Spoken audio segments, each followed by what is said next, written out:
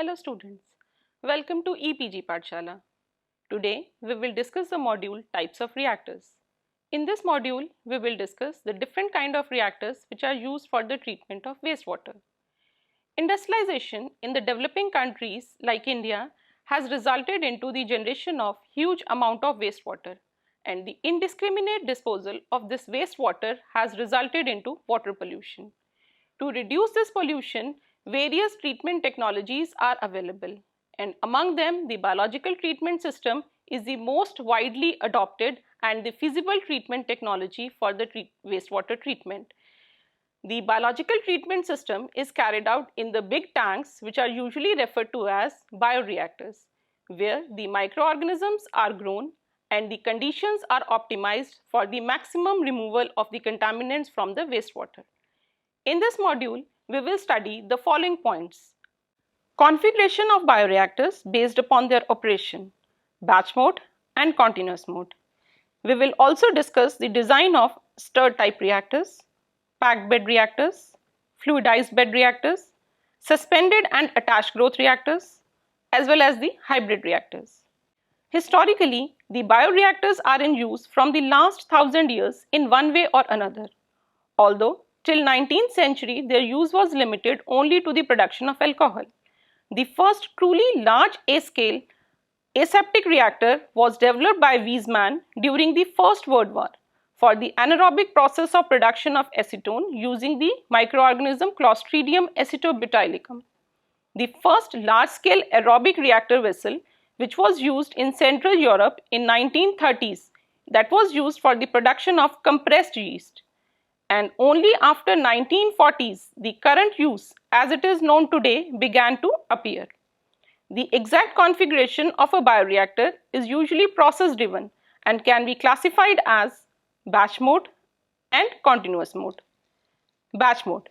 In the batch mode of fermentation, which is a closed system, all the nutrients required for the organism growth and product formation are added initially before the start of the reaction. The vessel can be a shake flask, single-use disposable system at the laboratory scale, or it could be a big stainless steel vessel at the industrial scale. The parameters such as rate of oxygen transfer, pH, temperature, rate of agitation are controlled throughout the whole process. The organism is inoculated into the vessel and allowed to grow in the controlled set of conditions. The only material allowed to be added and removed during the course of batch fermentation is the gases and pH controlled solutions. In this mode of operation, the conditions are continuously changing with time and the reactor is always in an unsteady state system. Although in a well-mixed reactor, conditions are supposed to be uniform throughout in the reactor at any instant time. The batch is harvested when one or more of the following conditions have been achieved. Number 1, the microbial growth has stopped due to the depletion of nutrients or because of the buildup of toxic or inhibitory metabolites. Second, after a fixed period of time which is predetermined as per the pilot studies. And last, the concentration of the desired product has been achieved in the reaction or the concentration of the reactants has decreased to minimum. Now let's study how the microorganisms behave in the batch mode culture. When the microorganisms they grow in the batch culture, they will typically follow the growth curve as shown in the figure, and they proceed through 4 distinct phases, namely lag phase, log phase, stationary phase and death phase, which is also called decline phase. Lag phase. When the microorganisms are introduced into the fresh culture medium, usually there is little or no growth which takes place at the beginning, and this period is called the lag phase. The duration of the lag phase is variable depending upon the age of the culture and the immediate environment microorganisms are experiencing after the inoculation. The lag phase can be time consuming and costly in the industry, and so it is highly desirable to minimize this lag phase or for the economic feasibility. This can be achieved by growing the inoculum in the similar medium and the similar set of conditions like pH, temperature, aeration and agitation rate which are present in the main production tank. Also, a minimum of 5% volume by volume inoculum size is needed, and the cells should be at the exponential phase to minimize the lag phase. Once the microorganisms they had acclimatized themselves in the reactor vessel, they start growing and doubling in number at regular intervals and the growth rate is constant. This phase is called log or exponential phase. The microbial population is more or less uniform. So the culture at this phase is usually used for the study of biochemical and physiological parameters. After the exponential phase, the microorganisms they enter into the stationary phase. As the batch culture, which is a closed system, the population growth reduces eventually. This phase of the curve is depicted by the horizontal line and is also called stationary phase. The conditions may result when the rate at which the cells they are dividing is equal to the rate of cell death, or the population may simply stop dividing but remain metabolically active. The microbial populations they enter the stationary phase for several reasons. One of the reasons could be the depletion of the nutrients from the growth medium, or another reason could be formation of inhibitory metabolites like ethanol, lactic acid, acetic acid, methanol and aromatic compounds which deaccelerate the cell growth. After the stationary phase, there is decline in the living cell count which is described as the death phase. The changes in the environment such as limiting concentration of the nutrients and the buildup of toxic waste, they are supposed to be responsible for the loss of cell viability. When the cells from this stage are transferred to the fresh medium, no cellular growth was observed. The advantages of batch culture. A batch mode is easy to operate and is less likely to have failures because of short runs. The production of secondary metabolites during the stationary phase of growth curve takes place in the batch culture. There are fewer possibilities of contamination as all the material which is required for the batch mode is present in the vessel sterilized before the start of the run. And this batch mode is easy to assign a unique batch number to each run, which is critically important in the food and the pharmaceutical industries. There are certain disadvantages also of the batch mode culture. The culture aging can be a specific problem in the batch mode cultivation. Along with that, the buildup of toxic metabolites during the growth phase can also inhibit the cell growth and the product formation. And this actually happens in the case of alcohol production, where increase in the concentration of the alcohol is inhibitory for the growth of the yeast cells. The initial concentration of substrate has to be limited if the high concentration is having the inhibitory or the repletion effects. For example, high concentration of sugars can inhibit the growth of the yeast cell in alcoholic fermentation. So, it is not desirable to add the whole of the substrate at the start of the run, but is added repeatedly into the vessel, and this is called repeated fed batch mode. The release of autolytic breakdown products during the decline phase affects the amount of the product, its composition, and potentially adding to the downstream processing challenges. The biggest disadvantage of the batch mode is batch to batch variability in the product. The use of batch culture in the industrial system has led to the increased non-productive time period due to cleaning, re-sterilization, filling and cooling of equipment between the first run and the start of the next run. The usage of organisms from one batch to seed another batch may also cause degeneration or differentiation, which could affect the product formation. Last but not the least is the use of batch culture actually contributes to the complexity of experiments, since the cell population is heterogeneous and constantly changing. The second mode of operation is the continuous mode. Continuous culture mode of operation is a technique in which the exponential phase of an organism is prolonged by minimizing the fluctuations in the concentration of nutrients, cell number or biomass during the process. This is also known as steady state. The fresh nutrients are added to the process and at the same time spent medium plus the cells from the system are removed. As a result, the microbial cells continuously receive fresh medium and the products as well as the waste products, the microbial cells, they are continuously removed. This ensures that several factors like culture volume, biomass or cell number, product and substrate concentration, as well as the physical parameters of the system like pH, temperature, DO. They remain constant throughout the process for extended period of time. The reactor thus be operated for longer periods of time without having to be shut down. The continuous culture system maintains low nutrient levels and they are mimicking the conditions present in the natural environment and thus makes possible the study of microbial cells in a more realistic way. The continuous culture techniques have been widely used in wastewater treatment where continuously the sewage or industrial effluents are fed and treated water is discharged. The major type of continuous culture system commonly used are chemostats, turbidostats and auxostats.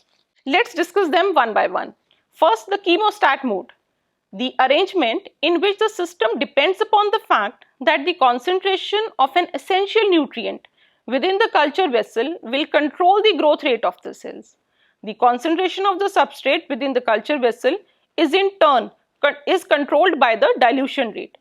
Any essential nutrient for the growth of the cell can be used to control the size of cell population in the vessel, making chemostat a flexible tool to study the cellular behavior under various nutrient limiting conditions.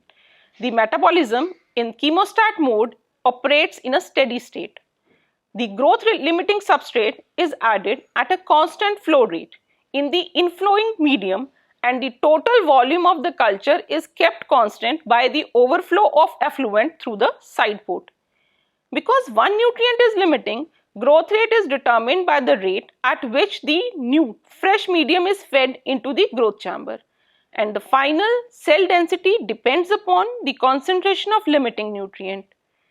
The rate of nutrient exchange is expressed as dilution rate, which is depicted in the equation as capital D, and the rate at which the medium flows through the culture vessel relative to the vessel volume is depicted by F, which is the flow rate and it's having the units milliliter per hour, and capital V is the vessel volume in ml.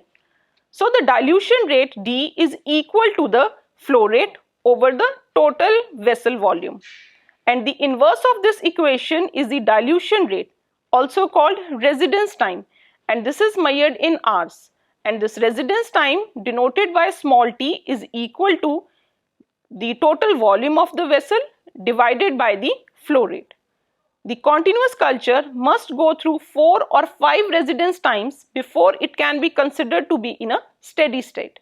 A stir tank bioreactor with moderate concentration of cells present in is assumed to be a perfectly mixed, and this assumption is used in the derivation of continuous culture equations. Therefore, the equations are assumed throughout a chemostat are the change in the concentration of the reactants with time is 0 and the change in the concentration of the substrate with time is 0. The specific growth rate of a culture at steady state is set by the dilution rate, which is in turn determined by the rate of flow of nutrient solution. Both population size and generation time, they are related to the dilution rate, and population density remains unchanged over a wide range of dilution rates. The generation time decreases as the dilution rate increases. The limiting nutrient will be almost completely depleted under these balanced conditions. But if the dilution rate rises too high, the microorganisms can actually be washed out of the culture vessel before reproducing, because the dilution rate is greater than the maximum growth rate of the microbial cell. This occurs because fewer microorganisms are present to consume that limiting nutrient. Most of the chemostat cultures become progressively more unstable as the dilution rate approaches the critical dilution rate, above which the washout of the microbial cell occurs. After this chemostat culture, let's study the turbidostat mode of culture. The turbidostat measures the turbidity of the culture medium in the growth vessel. The cell concentration in the vessel is maintained constant by monitoring the optical density of the culture using the photocell. By modulating the medium feed rate at a set point optical density is maintained throughout the process. When the optical density rises above the set value, the feed rate is increased and the volume is maintained constant by the overflow device. The well mixed culture is diluted and the optical density approaches the set value. On the opposite side, if the optical density decreases from the set value, the feed rate of the medium is decreased to give sufficient time to the cells to build up their number to the set value. The metabolic state of the cells operates in a pseudo-steady state. The main utility of the turbidostat is in controlling the growth rate near the maximum growth rate, which is an operating region in which the chemostat is less stable. Although the turbidostat is less used because of the difficulties in continuous monitoring of the cell concentration, but it is more workable in the range where the chemostat is not working. The third mode of continuous operation is auxostat. In the auxostat, the medium feed rate is used to control the variables like the pH or dissolved oxygen level. The microorganisms themselves establish their own dilution rate as per the variable parameter. The auxostat tend to be much more stable than the chemostat at higher dilution rates, especially at the dilution rates which are approaching the maximum growth rate of the microorganism. The high dilution rates exert a selection pressure upon the microbial population, which leads to more rapidly growing cultures. This method of continuous culture control is therefore ideal for such applications as high rate propagation and detoxification of waste material at maximum rate concentrations. Now let's study the advantages of continuous culture. The continuous culture small reactors, they are used than the batch mode to produce the same amount of product, as well as the equipment required for all process can be at the smaller scale. Second, the productivity and the growth rate can be optimized by changing the nutrient feed rate and the longer period of productivity with less of the downtime. The immobilized cells or catalysts can be used in the continuous mode, where the high cell concentration can be maintained in the reactor even at low substrate concentrations. Next, the physiological state of the cell is uniform and it affects the environmental factors. And these environmental factors are more easily analyzed in the continuous system, because any change observed in the constant steady state can be attributed solely to the change of the factor. The response of the culture in response to the selective pressure in terms of physiological, metabolic or genetic change can be readily studied in the continuous mode. Basically, the continuous culture of a given strain allows us to direct the evolution of the microbial strain. The continuous culture is also having several disadvantages. One of the biggest disadvantage is the culture mutation, which can easily occur in the continuous process, which may vary between 500 to 1000 hours.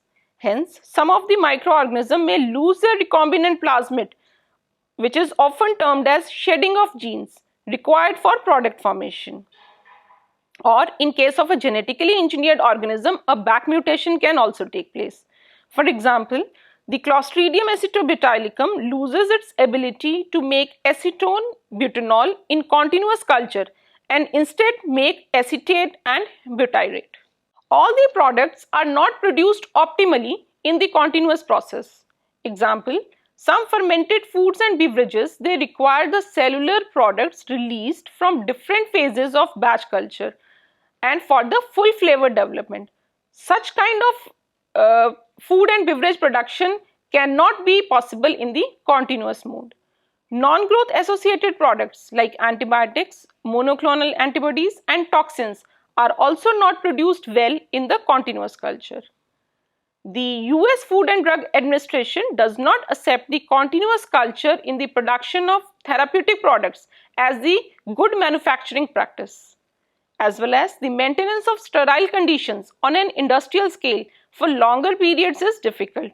The contamination at any point can result in the washout of the desired organism and therefore loss of product. So after studying the various modes of operation, now let's study the design of reactors which are used. The first reactor design which we are going to study is the stirred type reactor. The Continuous stir-type reactor is defined as well-mixed model with continuous addition and removal of material and energy. No spatial variation in temperature, concentration, fluid properties and reaction rates. The properties of the exit stream may be considered same as throughout the vessel. Although the ideal conditions are never attained, the vessel is designed to provide good mixing through selection of operating conditions and geometry of vessels.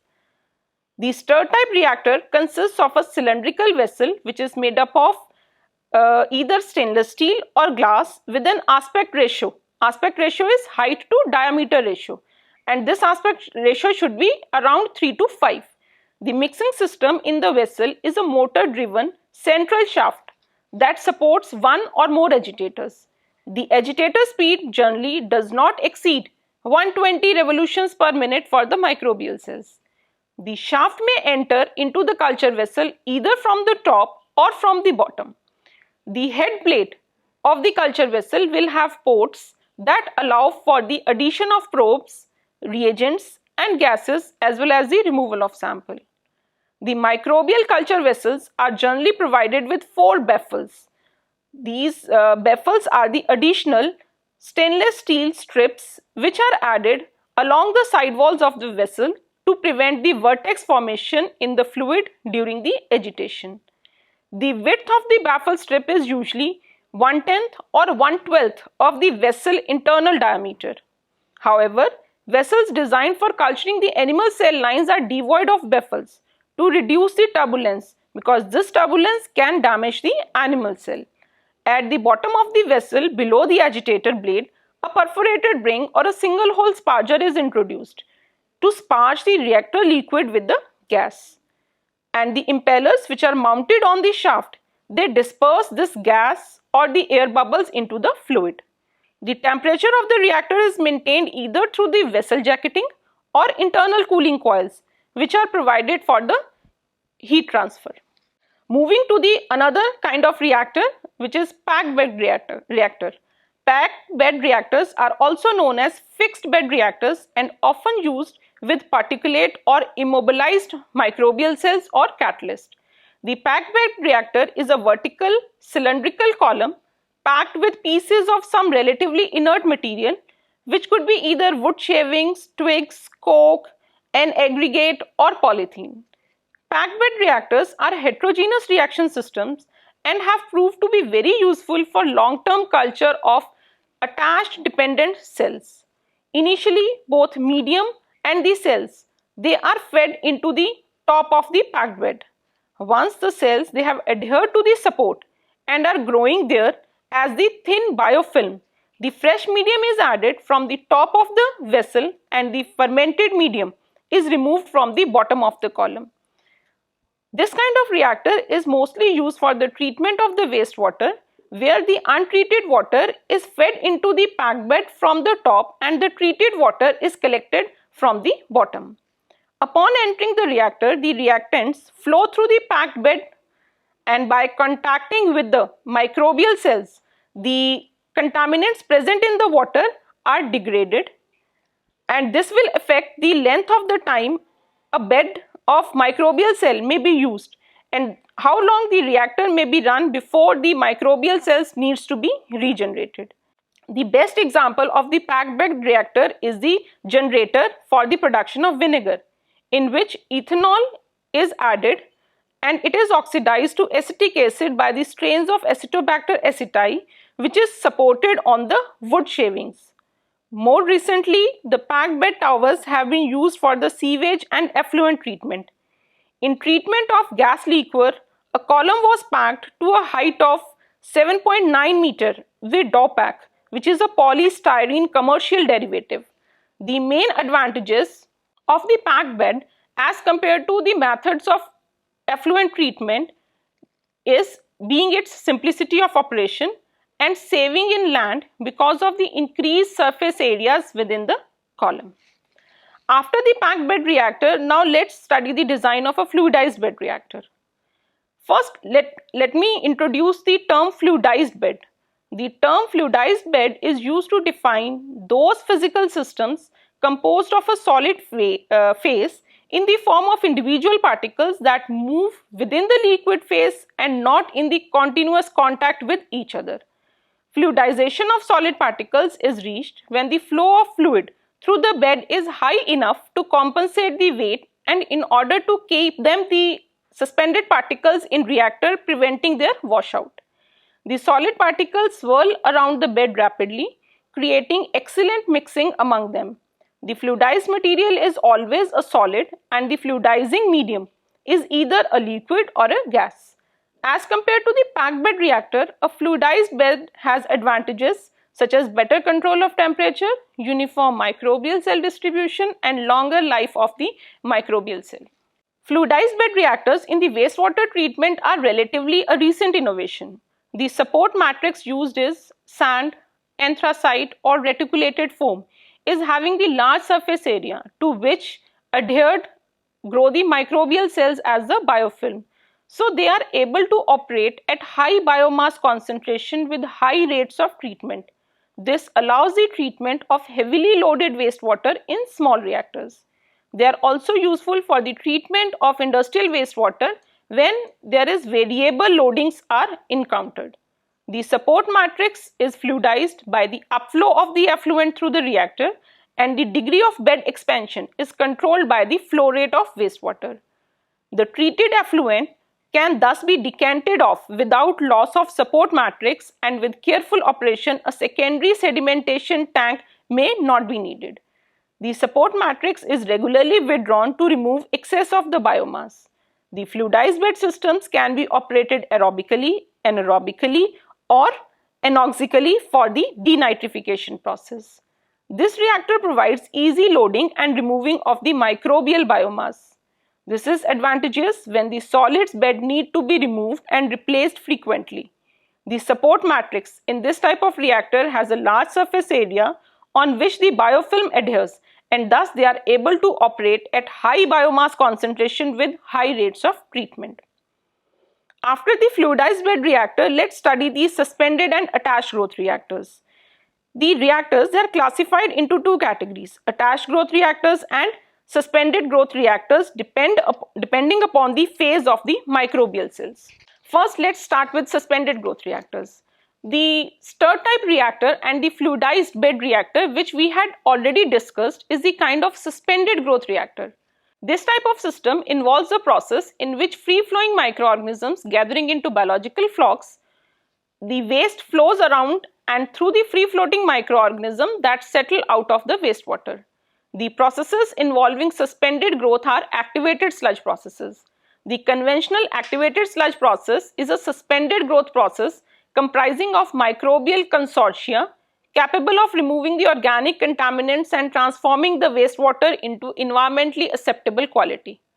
In this process, the wastewater is introduced to the vessel along with the air, and the rising air bubbles provide mixing, and the resulting mixture of microorganism and the wastewater are sent to a clarifier where the microorganisms settle down as the sludge and return back to the aeration vessel to increase the population of the microorganisms therein.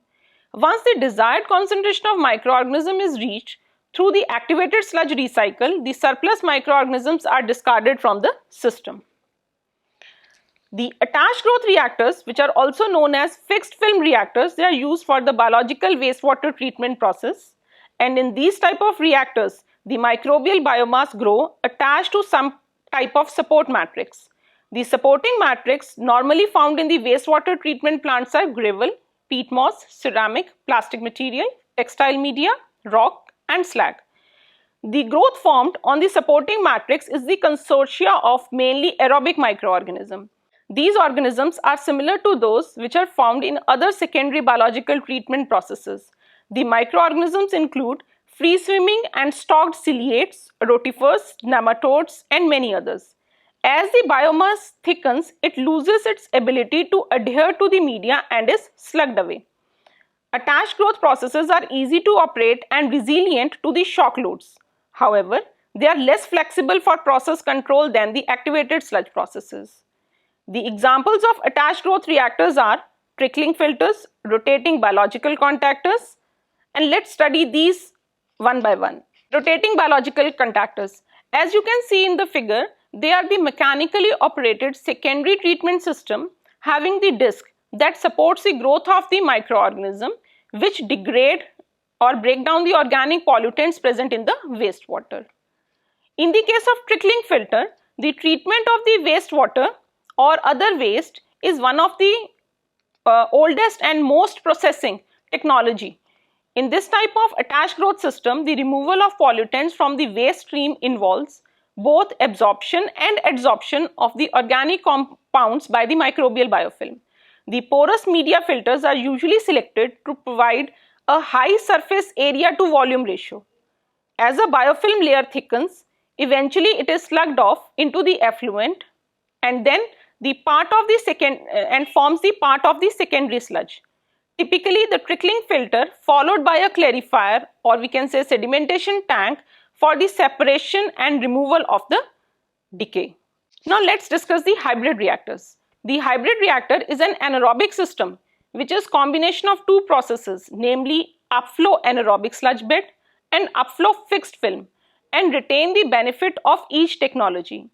The lower part of the reactor has the granular sludge bed where the bed of anaerobic microbial biomass degrades the organic matter present in the wastewater, while the upper part of the reactor has a cross-flow type media to provide an extensive surface area for the growth of fixed microbial biofilm. The packing media in the upper part of the reactor also improves the separation of solids from the reactor effluent and by intercepting the sludge bed and raw influent solids. Students, in this module, we had learned the various kind of reactors which are used for the treatment of wastewater. We had studied the fixed film reactors, the attached growth reactors, as well as the suspended growth reactors. In the suspended growth reactors, we had studied the design of the stirred type reactor as well as the fluidized bed reactor. And in the attached growth reactors, we had studied the design of the packed bed reactor, rotating biological contactors, and trickling filters.